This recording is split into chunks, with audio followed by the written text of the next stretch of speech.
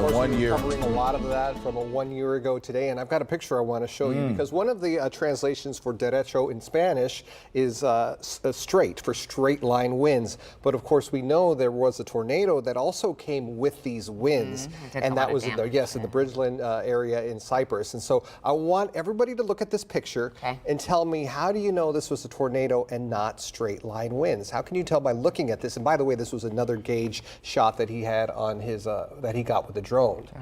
Okay, you're gonna tell us. Well, maybe because it's like torn into the house. Like, no? Curved. Do you see the curve? Oh yeah, So yeah. because Kind of of curves that, up. that Yes. curve, remember, if it's a straight line wind, all of the damage is going to go straight down. And if it's curved like that, that's the perfect indication that it was a tornado. In fact, when the National Weather Service saw this drone video from Gauge, they were able to say, okay, we're not calling this a straight line wind damage. We're calling this tornado, something we'll want to show you from 1 year ago for tomorrow. And of course, more record highs today. Now, they haven't changed the number for Bush Intercontinental yet. They got to 95, but breaking the record again 3 days in a row. Hobby got very close. Galveston close also, and looks like College Station tying the record from 1925. So it sounds like we're a broken record with what we've been seeing with the temperatures. But notice today there's a little more haze in the sky. Do you see what that looks like here downtown? 94 degrees, feels like 97 with the south wind at 14 miles per hour. Now that haze is not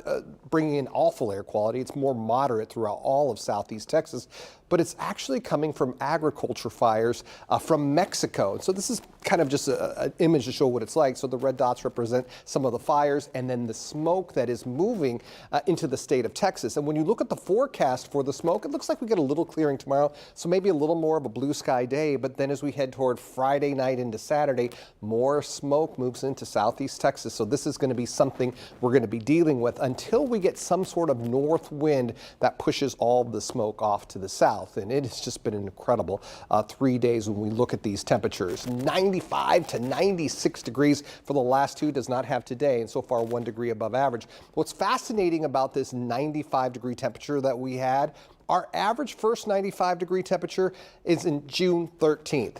We broke that by a month, May 13th, a month earlier. And it averages, you look at the day, but there's a little swing, a few days here and there, but 30 days above or before average. And this is incredible also. Records go back in Houston to 1877. That 96 degree day yesterday, the last time we were this early at 96, May 8th, 1967, nearly 60 years ago. Fifth earliest day for a 95 degree temperature.